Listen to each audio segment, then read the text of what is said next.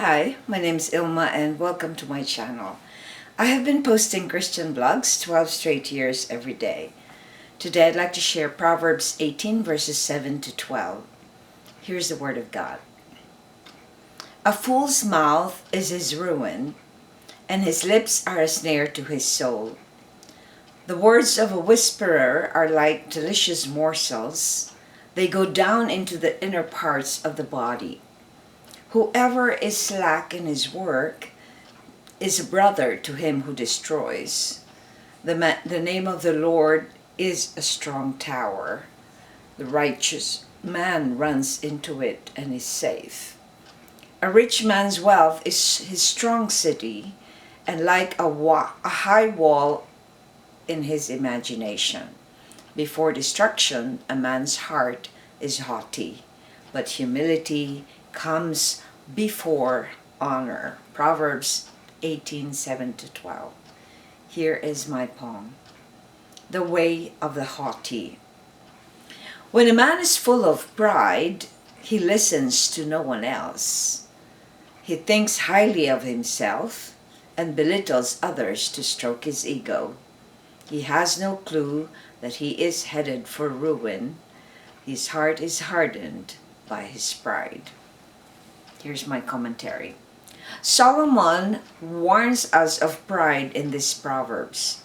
He paints a picture of how fools and proud people are headed for destruction, but reminds us how we can always be assured that we can run to the Lord, who is our strong tower.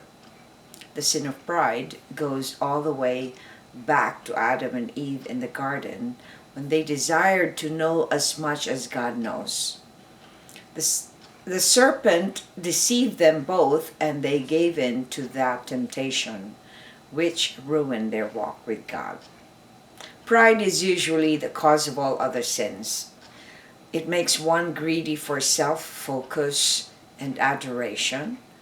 Pride paves the way to destruction, so watch out when it peeps in your life. Reflection. Cite an instance or instances that pride leads to ruin and destruction. Well, we know that in the Bible they talk about King the Pharaoh of Egypt. But that's interesting because aside from him being already a very proud person, God hardened his heart. So that led more to his destruction.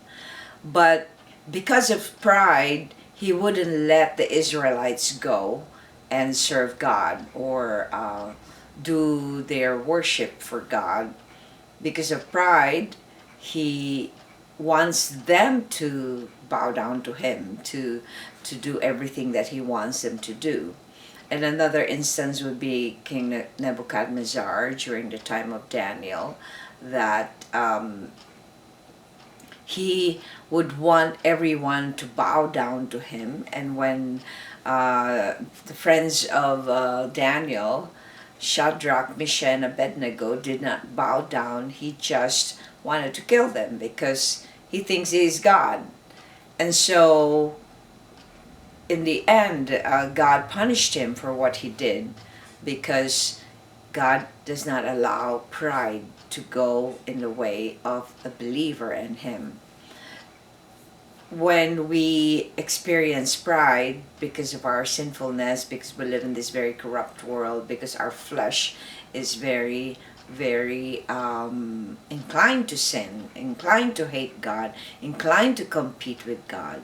So it's important for us to recognize when we are headed for that kind of haughtiness, arrogance, because no one has to increase but God himself, and we must all decrease. But it's interesting how Solomon focuses on, despite being surrounded by all these prideful people, we can always go to the Lord, who is our strong tower. So if you rely on God, I don't think you will have pride, because that means you acknowledge that there is a God higher than you. Thanks for watching. I hope you check my website at ILMA'S.com for artworks, photographs, and a copy of this blog. Please subscribe to my channel on YouTube so I could make more videos, give you the Word of God. If you haven't already, check over 3,000 videos I've done over the years I've been doing this daily. Just type on YouTube or Google search ILMA'S Poem Devotional. Have a wonderful day.